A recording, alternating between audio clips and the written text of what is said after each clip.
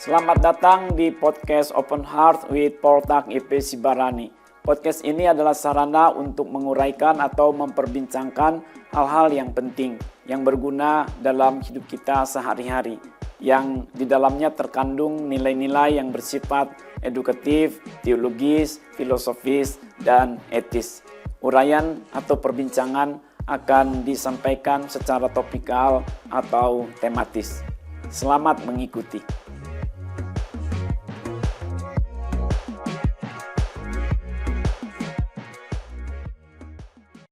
Mengerikanlah masa depan anak-anak ini dimanja. Bisa juga, ya meskipun tadi Pak Poltak sempat katakan manja dengan malas itu berbeda. Tetapi kadang-kadang ada kecenderungan anak manja itu adalah anak yang malas juga. Iya, betul. Sayangnya mau tidak mau kita harus bedakan sebagai catatan kategori tersendiri. Anak-anak yang manja dapat juga sekaligus menjadi anak-anak yang malas. Tetapi anak-anak yang malas belum tentu anak-anak yang manja. Ada faktor-faktor tersendiri yang lain lagi berkaitan dengan kemalasan anak-anak ini. Ya, berarti kalau ada perbedaan seperti itu antara anak manja dengan yang malas, kira-kira ciri-ciri apa yang anak-anak yang malas itu? Anak-anak yang malas ini adalah dia susah bergerak. Bukan karena ingin dimanja, bukan karena ingin dibantu, tapi memang dia memang malas gitu. Dia nggak mau tahu. Dia apa ya? Dia ogah bergerak. Memang begitu, dia malas gitu. Ogah melakukan sesuatu. Malas gitu. Kalau manja kan sebenarnya dia permainkan orang kan kalau manja itu. Kalau malas membatu dia. Justru orang malas itu otaknya kurang gesit. Kurang cerdas. Otak si pemalas. Kalau anak-anak yang manja itu kan tadi otaknya cenderung lebih cerdas. Sebaliknya anak-anak yang malas ini lebih tidak cerdas otaknya. Karena tidak dilatih, digunakan ya tentunya. Membatu anak-anak yang malas ini. Ciri-ciri anak-anak yang malas. Ya lihatlah, dia tidak suka beranjak dari tempat tidurnya. Tidak beranjak dari tempat gamenya. Tidak mau mandi tepat waktu. Giginya tidak suka digosok pada waktunya. Tidak makan tepat waktu juga. Sehingga PR pun tidak akan dikerjakannya. Malas dia. Tugas-tugasnya tidak dilakukannya. Kewajibannya tidak dikerjakannya. Itu pemalas. Anak-anak yang malas. Bisa masuk dikategorikan nggak Pak? Kadang-kadang kan ada anak yang malas misalnya disuruh mengerjakan tugas di rumah ya untuk membantu orang tuanya, tetapi belum tentu dia malas di bidang yang lainnya. Ini maksudnya apakah ketika kita bicara anak-anak yang bermasalah, anak yang dalam hal kemalasan ini di dalam semua bidang, atau bisa dikatakan kan seperti ini, saya berikan suatu contoh saja. Ada anak yang malas belajar, bisa saja mungkin ini akhirnya masuk ke penyebabnya ya. Anak yang malas ini karena dia itu dianggapnya pelajaran yang diberikan oleh gurunya itu membosankan. Dia pikir ya lebih baik saya mengerjakan yang lain. Nah itu kategori malas atau bukan Pak? Bukan. Itu bukan kategori malas di semua hal. Yang kita sedang bicarakan ini secara umum memang dia malas ini, malas itu lagi, malas itu lagi. Jadilah dia pemalas gitu. Anak-anak yang malas ini adalah lebih kepada pemalas, anak-anak pemalas gitu. Oke, jadi di semua hal ya, semua Hampir bidang. lah, hampir di semua hal. Dia ini memang kayak batu gitu. Apa penyebab utamanya, Pak? Apa karena dia memang tidak pernah diajar di rumah itu untuk melakukan sesuatu hal secara bertanggung jawab, atau memang dia sudah begitu aja gitu?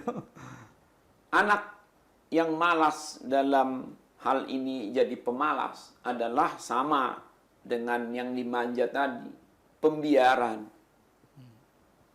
Anak itu dibiarkan, tidak didorong, tidak didisiplinkan, tidak diberikan tanggung jawab yang evaluatif.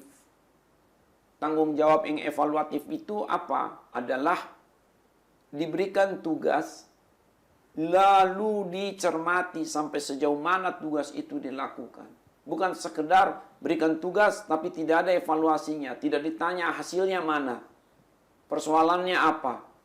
Jadi anak itu merasa, nggak akan ditanyain kok oleh mama nanti. Ini tugas-tugas dari orang tua saja ini, tapi dia sendiri tidak tahu apa yang dia katakan. Akhirnya dia jadi nggak akan kerjakan. Pembiaran. Apa bisa dikatakan orang tuanya juga malas? Bisa jadi.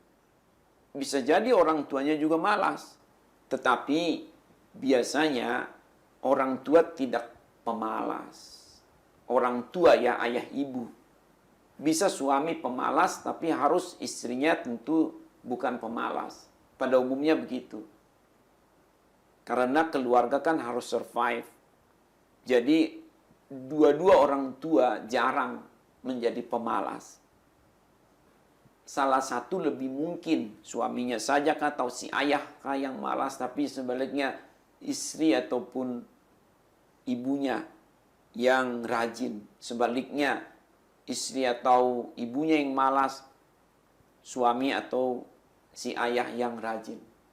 Nah, dicontohlah oleh anak ini. Ayahnya malas, pemalas, anaknya contoh ayah yang malas, pemalas. Atau ibunya malas, pemalas, dicontoh oleh anaknya yang malas, pemalas. Kapan anak ini akan mencontoh pemalas itu tadi, ayah yang malas atau ibu yang malas? Ketika dibiarkan. Mungkin anak ini belum diurus sebagai pemalas. Tetapi ketika dia melihat, mama aku malas, nggak diapa-apain kok oleh ayahku. Jadilah dia ikut-ikutan. Itu papaku malas, mamaku juga nggak apa-apain kok, dia nggak ditegur. Jadilah dia ikut-ikutan malas. Atau bukan ayah ibunya yang malas, tapi saudara-saudaranya yang lain. Kakaknya misalnya pemalas, lalu nggak diapa-apain oleh ayah ibunya.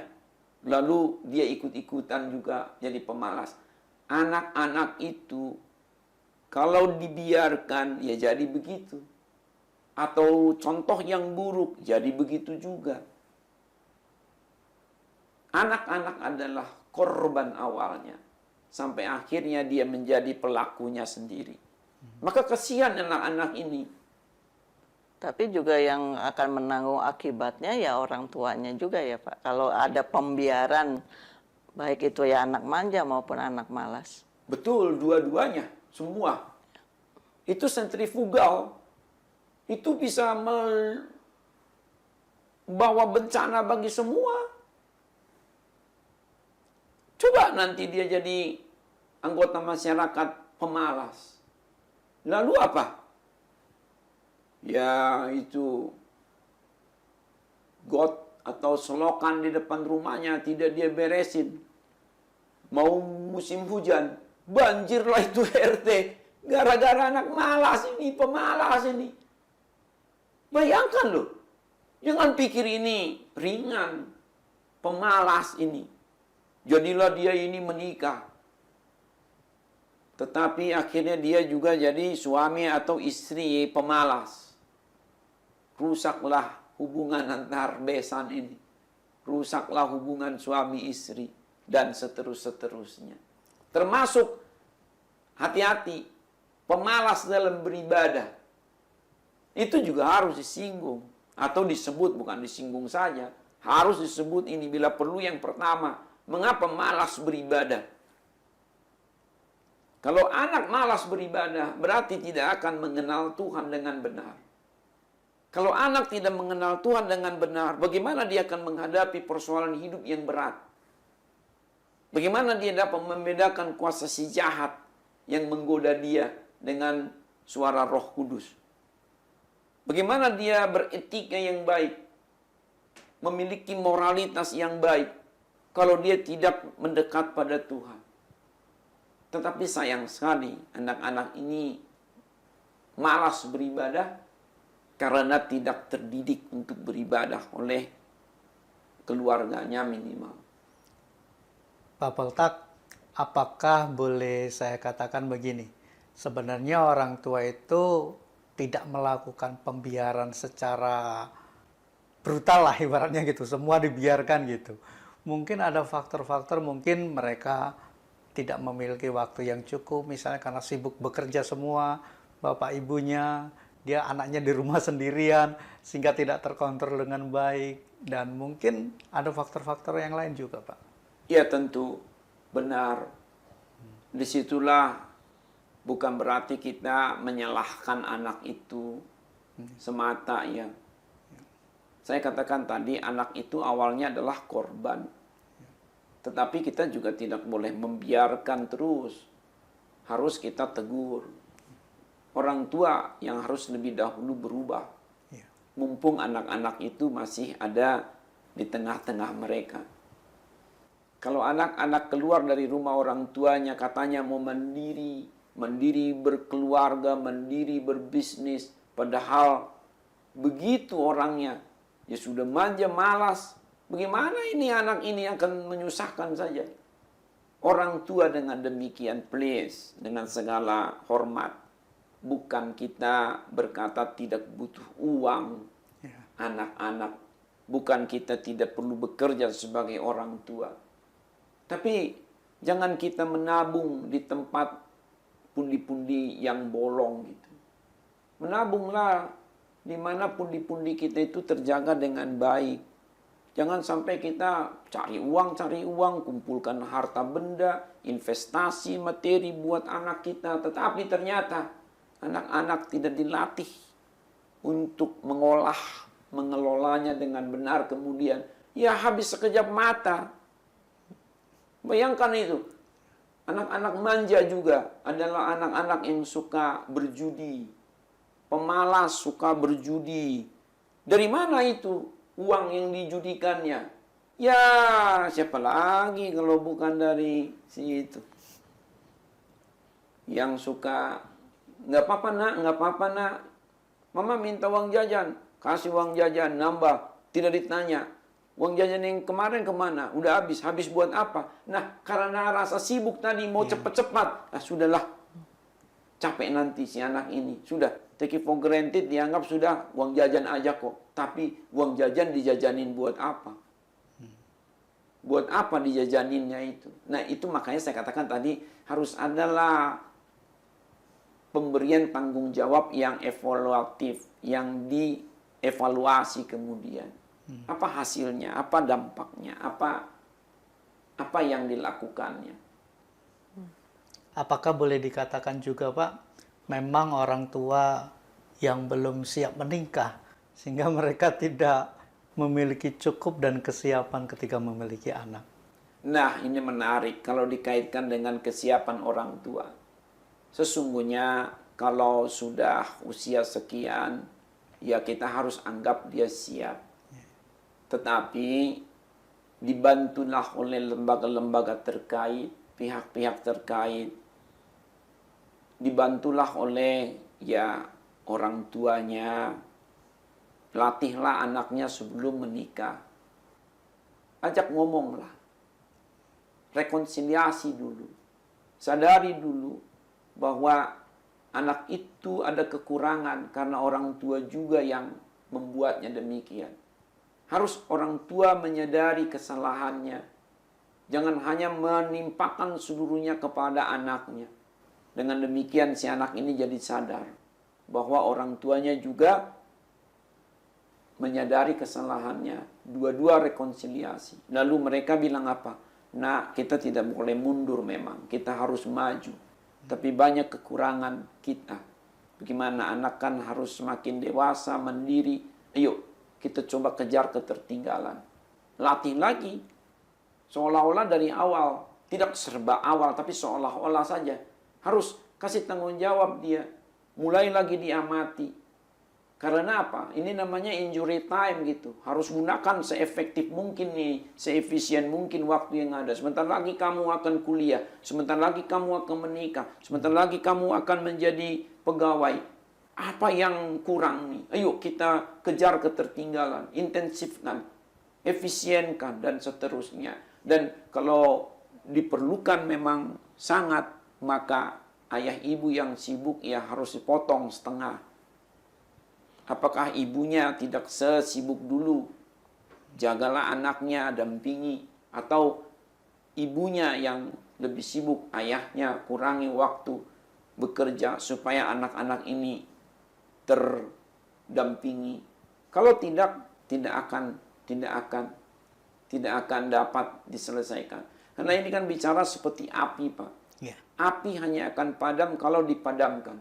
Hanya akan mengecil kalau dieliminir. Nah, dibutuhkan usaha untuk mengobati penyakit itu. Jangan pikir bahwa penyakit itu serba akan sembuh dengan sendirinya. Namanya penyakit, sudah didiagnosa sakit, hati-hati. Tadi sudah diperbincangkan bahwa anak-anak yang manja ini memiliki dampak yang buruk. Lalu apakah ada dampak buruk dari anak yang malas, Pak? Ada. Mula-mula anak-anak yang malas itu tentunya akan ketinggalan atau tertinggal. Mereka ini tertinggal bukan karena gaya-gaya seperti anak manja. Tetapi memang tertinggal betul. Banyak nggak taunya jadinya. Bodoh. Ini nggak tahu. Ini nggak bisa. Ini nggak mampu. Akhirnya banyak ketergantungan dengan orang lain. Anak malas ini tidak punya daya jual, daya tawar. Dia akan selalu ya terbawah jadinya. Selalu dia di pinggir. Karena dia tidak akan dapat menjadi pemimpin kan. Banyak nggak taunya, banyak nggak bisanya tadi. Banyak nggak pahamnya. Orang-orang seperti ini hanya akan menjadi suruhan-suruhan saja. Tidak akan dapat menjadi unggulan. Karena masa depan itu harus dihadapi dengan persiapan-persiapan yang matang. Keilmuan yang cukup. Tanggung jawab yang serius. Kalau pemalas tidak akan memenuhi kriteria itu. Kalaupun dia mewarisi katakanlah materi ataupun investasi pendahulunya, habis itu nanti sekejap mata malahan. Lihatlah itu Amsal 24 ayat 31 sampai 34. Diserahi kebun anggur yang begitu baik oleh ayah ibunya, tapi karena dia malasan, habislah semua. Mengerikan masa depan anak-anak yang malas. Mengerikan. Berarti dapat dikatakan bahwa anak-anak yang malas ini memang tidak punya skill ya, Pak, tidak memiliki kemampuan dia, karena memang malas gitu untuk belajar. Tidak dalam konteks bidangnya ya. Iya. Tidak. Apa yang diketahui pemalas? Selain dari lamunan-lamunannya, mimpi-mimpinya, bukan impian. Pemalas gak punya impian. Pemalas mimpi. Sayangnya mimpi di siang bolong. Mau jadi ini, mau jadi itu. Mana akan terjadi itu? Kalau dikatakan ya itu nubuatan, pewahyuan dari Tuhan. Saya mau beritahu, Tuhan tidak pernah menitipkan firman pada pemalas. Tidak ada nabi pemalas, tidak ada rasul pemalas. Tidak boleh hamba Tuhan itu pemalas.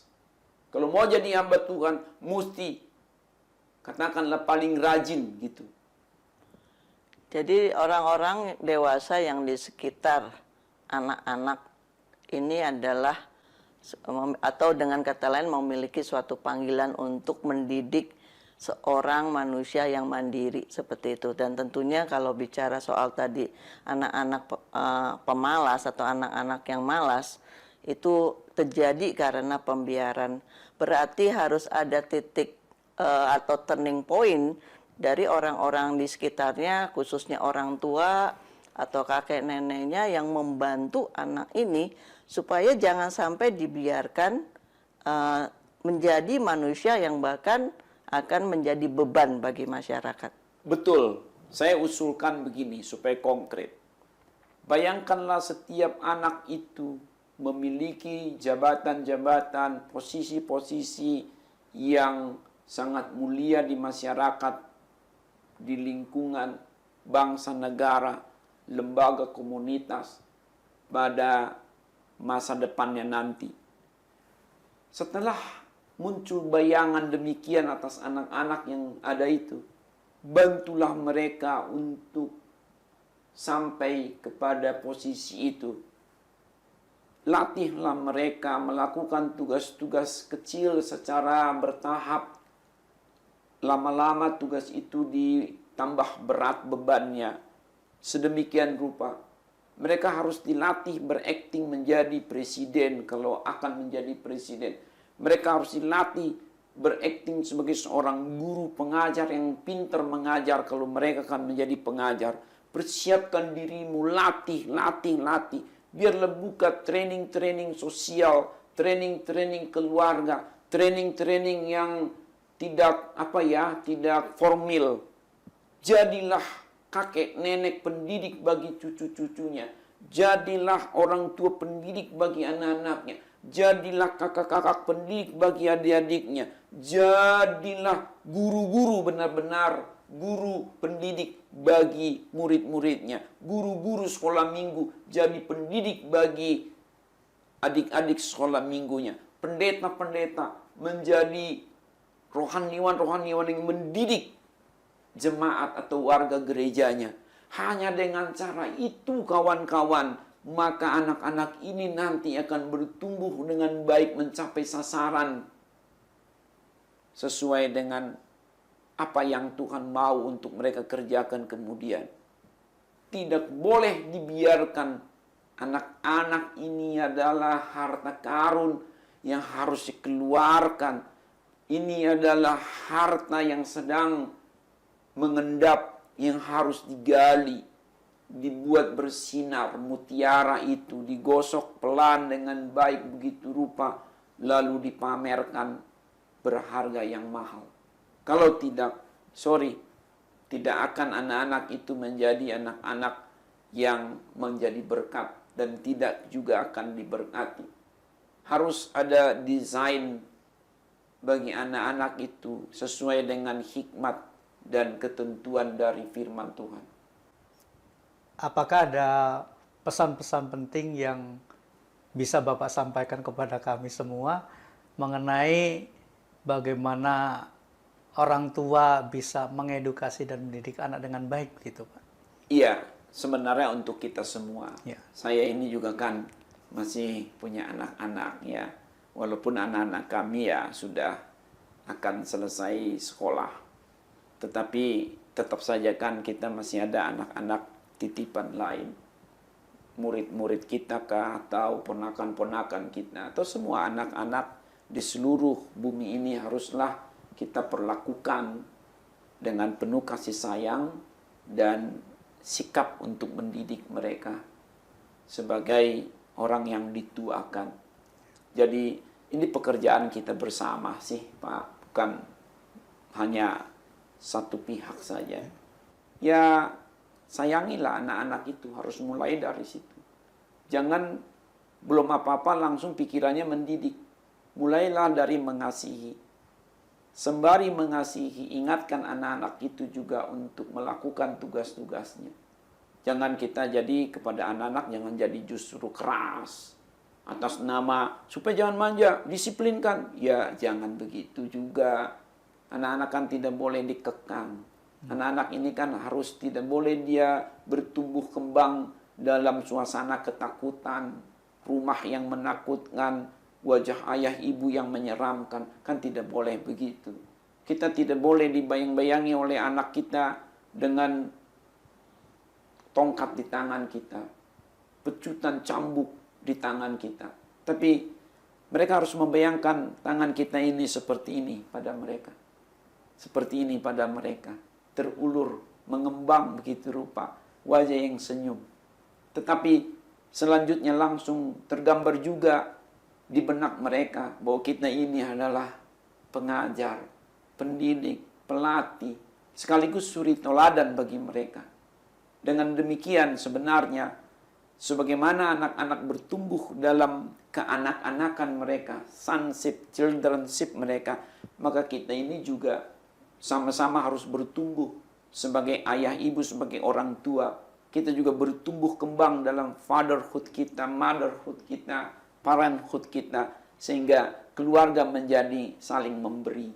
Jadi jangan berpikir mentang-mentang, oh ya anak-anak jangan manja, jangan dimanja, anak-anak jangan malas, jangan dibuat pemalas, lalu kita jadi serba keras. Tidak. Anak-anak itu harus merasakan dekapan-dekapan kasih sayang. Tetapi kembali, sembarilah itu dilanjutkan langsung dengan didikan-didikan yang progresif, membentuk karakter mereka, sehingga mereka menjadi leader-leader di masa mendatang. Memang tidak ada perbincangan yang sempurna yang dapat kita suguhkan, tetapi paling tidak kita sudah urun rembuklah. Barangkali saja seperti di awal tadi kita katakan, ada hal-hal dari perbincangan kita ini yang dianggap baik oleh kawan-kawan kita dimanapun berada. Dengan demikian kita menambah hasanah dalam pembangunan republik ini dari secara moral, spiritualnya, pendidikan anak khususnya boleh bertumbuh kembang tanpa pemanjaan dan tanpa membuat mereka jadi pemalas. Nah, masih ada 4 lagi dari topik ini yang akan kita bahas pada edisi-edisi berikutnya. Kiranya kawan-kawan ini, Bapak dan Ibu, masih berkenan untuk hadir kembali memperbincangkannya. Terima kasihlah dulu ya Bapak dan Ibu atas kehadirannya. Demikian perbincangan ini kita akhiri.